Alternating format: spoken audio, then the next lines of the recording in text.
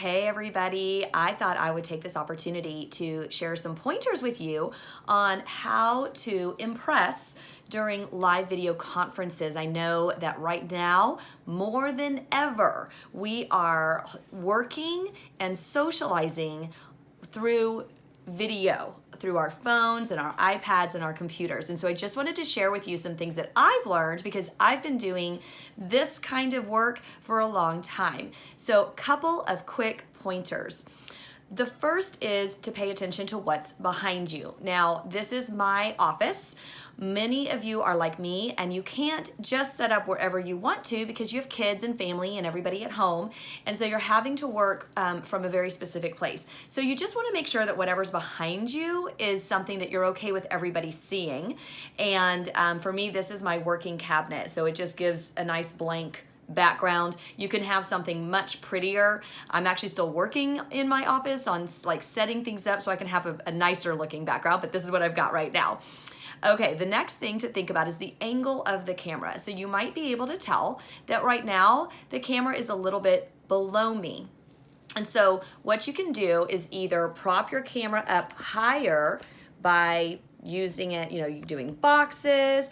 I have a little tripod that is small enough for me to travel with that I can use. So another little trick also is if you have an office chair, simply to do something like that. So it makes a nice angle so that you're not looking like the double chin and all of that. Now, you probably can already tell that the lighting is not great. So my son is gonna plug in my little ring light. Go ahead and plug that in for me, TJ, please. Okay, so that really helps a lot with the lighting. If you can be facing a window, that's great. You have natural lighting. That's a great way to do it. Here's a little travel ring light that you can actually clip onto your phone, and it has different settings, and that's great because you can use that anytime to just clip it on your phone and have some light on you. You'll notice though that there's still a good amount of shadow, and so what I've learned in my office is to actually turn my light off. So go ahead, TJ. Thank you.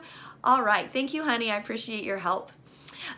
So see how that helped even more to get rid of the shadows and the dark circles and things like that. So it feels a little bit funny to sit in my office in the dark with a light shining on me, but it makes a big difference in just more flattering and less distracting of a view. Okay, so another pointer is to not have any light behind you. So you do not want a window behind you. I actually went ahead and closed the shades of my window because my window is over to the right, and I'm not in a position right now where I can face the window and have direct light because that also is gonna cast a shadow.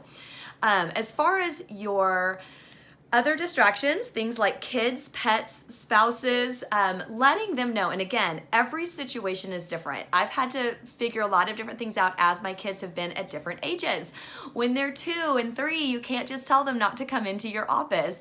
And so I would do my videos. I would try my best to schedule my videos when either my husband could be in charge of the kids and make sure he knew, telling him in advance that I was going to be on a video, or scheduling it during their nap times and trying to get everything done while they're asleep.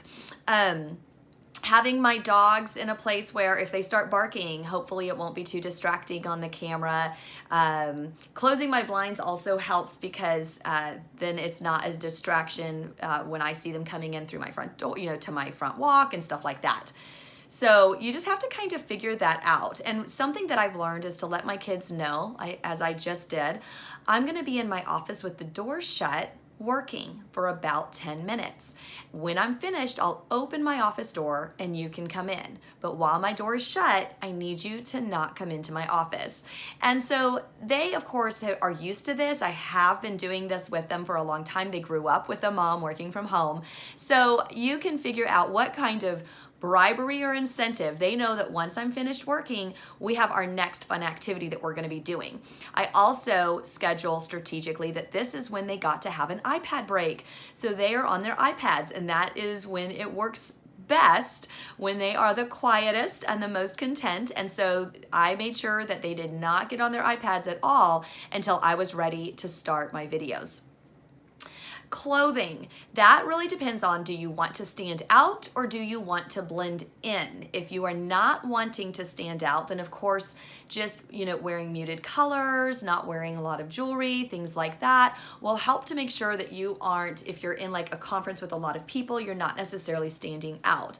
Now in my business, my industry, we are in the fashion industry, and so it's okay for me to wear bolder colors and something, I try to look professional. I don't need to have on my suit or anything like that, but it's okay for me to have a little bit of brighter colors. I also try to wear jewelry that's not too distracting. Now my cross does reflect light, but I'm okay with that. You may not want to do that. Also my earrings. My earrings were chosen because they're there. You can see them, but I'm not wearing diamonds or anything that sits this way that's really going to reflect a lot of light. I don't wear jewelry that is going to be really flashy and distracting and moving a lot or making noise. You may have also noticed that I have a charm bracelet on. You might have heard that. That's the kind of thing that you would actually want to take off before being on a video conference. Not only is the appearance of it distracting, but the noise can be a very big distraction. Also about your outfit, please, please, please don't ever wear tank tops. That is not a good move.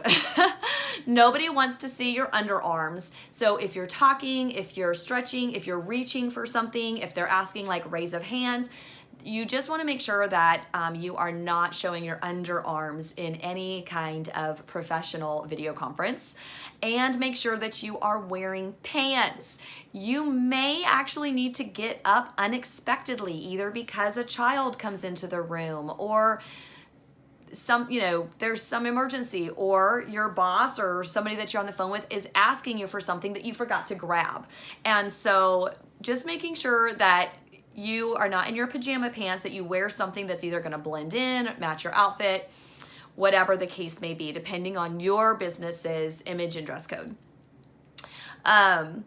All right, so the next pointers are really about how I very quickly touch up my makeup in order to look my absolute best for videos. Now, I already have just my everyday makeup on. I have some eyes, some cheeks, a little bit of lips. This is what I normally would wear every day, anytime I'm going to be out and about. So a couple of quick things that you can do to add to your look, and you can actually do these tips without even other makeup on. So if you're not a big makeup wearer, these are still things that I highly suggest you can do, is to have at least, some mascara on, maybe a little bit of eyeliner. That really helps to define your eyes and help them to kind of stand out and look more open. Our under eye corrector is one of my absolute favorite products. And again, you can wear this, every skin tone can wear this.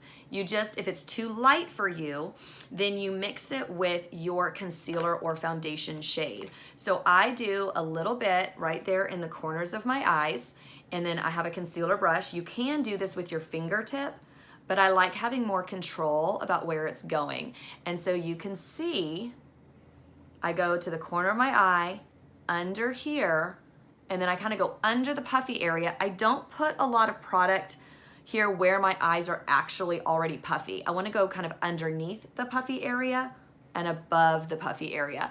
And look at how this just lifting that right there. Look at how that just gives, pretend I didn't put anything on here. Look at the eye lift, okay? And look at the difference in the circles. I should have just probably done one side first so you could really see it. I do have a video about this product on my YouTube channel where I just did one side of the face. So you can take a look at that if you want to. All right, so this is my under eye corrector. And again, we call this the Nike swoosh. You just go underneath and swoosh, and see how that kind of cleans up and gives me a bit of an eye lift. So that's a great little trick of the trade, okay? And then I also do a little bit more highlighting here in They call this the area, the triangle of youth. So you do not need much product. Many times I actually just use what was just already. I just kind of carry what was on my eye and then I bring it down here. You don't want your cheek color to go any closer than about 2 fingers width from your face. So this helps to clean up too any cheek color and give a youthful brightness to that part of your face. Okay, so there's that. All right, so what this under eye corrector does is it lifts and brightens. So this is not the same as a concealer. You would not want to put this on a blemish because you are lifting and brightening. You are bringing it out of the shadow. That's the opposite of what we want to do for any kind of imperfections. This, and then if you, like, I've got bangs, so I don't necessarily do a lot, but this also is an area that you could highlight. Okay, right there. You also, if you want your lips to look fuller, can actually do it right there. So all of the places that they teach you contouring to highlight, you can use this. Now, I also, and then another is and if you need to correct anything, I do have my concealer. So, if I've got blemishes, I go ahead and touch those up. And then I just realized I forgot to grab my little brush here we go. I'll use this one. More cheeks, more lips, because cameras wash you out. So you actually do want to have a much darker cheek and lip than you would normally because these lights and cameras wash you out. So what I've done is I've got my compact here and I've got the highlighter and then I've got my cheek. So the highlighter goes on the top of the cheekbone. And this just gives me, it just gives me some radiance. I don't like to be shiny because I'm naturally very oily. So shine kind of bugs me, but I want to have a dewy, kind of a youthful look. So I do highlighter here, and then now I'm doing some cheek here, and you can go overboard because when you're on camera, you're not gonna really see it. It's just gonna help to give your face definition and color. And remember, you're not going up right by your nose. You just want to stay right on the apple of your cheeks, right like that, okay? All right, and then with lips, I do have some lips on, but again, you can't really see them because they do get washed out. So I'll show you, I've got 2 colors here.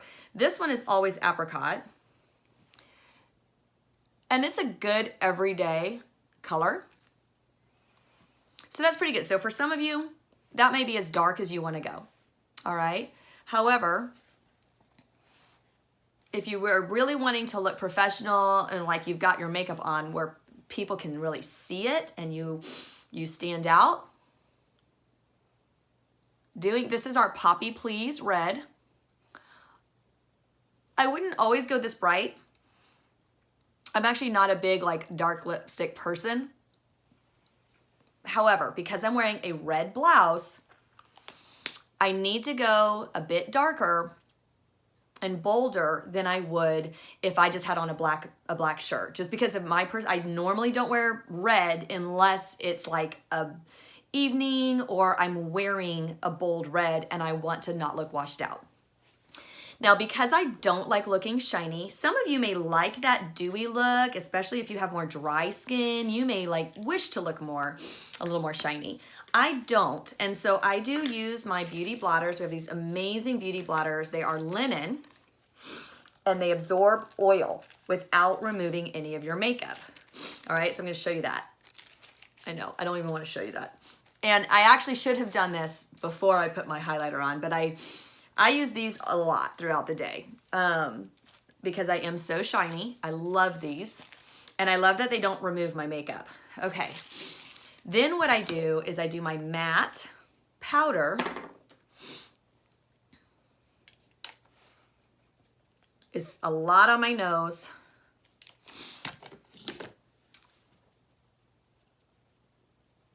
A lot here. I don't do it under my eyes because I don't want to look shiny. But if it's bought, like you can see how that light, that under eye corrector, it is a light reflecting. So if that looks too bright and it's reflecting light, see the difference? Covering it up. And like, I love my translucent powder, the white translucent powder. I also have a video on that product. I love that powder, but what I realized is that when I'm doing my videos, if I have a lot of translucent powder on, it's designed to lift and brighten and reflect light and what it does is it diminishes the appearance of lines and all of that. But if I have that on for my videos, it did make me look shiny, and I don't like looking shiny. Now you'll notice I'm not putting powder over the tops of my cheeks. Anywhere that you still want to have a little bit of that lift and brightening, you do, okay? So I like to do a good amount of powder because I just don't like that shine. And then if I even can do a little bit of lip gloss. Okay, so that is how I do my makeup. And then a last little pointer is if you have flyaways, and you'll notice, and so you can do like a quick check, right? This is a great opportunity to just turn your phone camera on, turn it around, and give yourself a check and see like, all right, is everything, you know, how I want to do before you get onto the Zoom? Because here's a note, or a Facebook or whatever. I know for Zoom, depending on the settings, it will start recording. You could be the first person on. You could be on by yourself and not realize that a recording has started. And so it could be recording you for several minutes, hanging out, waiting, scratching your nose. Like as soon as you turn on and you join that conference, you're on, and you might even be being recorded. And so I just wanted to give you a heads up because I don't think everybody knows that. All right, so last little pointer is for this. I've got this is my lash primer, and this is what I use. So if you've got flyaways, anything that's like catching the light, it's kind of like a little bitty hairspray. And this one has the hair rubber band on it because this is the one I use for my hair. I do not use the same one for my hair that I use on my eyes, okay, on my lashes. All right, so that is gonna kind of hold any flyaways down that you'll notice, especially with the lighting and everything like that. Those flyaways can really, and not a big deal, but if it bothers you, quick fix. Okay, and then one last little tip too is if you are doing Zoom calls, there is a setting where you actually can do a, it's like an image boost or picture boost, corrector, something, where it actually will soften the, and just kind of help to just kind of improve the picture of you. I don't know how it works, but I do have it. Right now I'm not on Zoom, so I can't show you, but that's another fun little pointer from one girlfriend to another. So thank you so much for joining me. I hope that these are things that you found helpful, and I know you are going to be an absolute standout and make such a great impression as you work your business from home. Thank you so much. Bye-bye.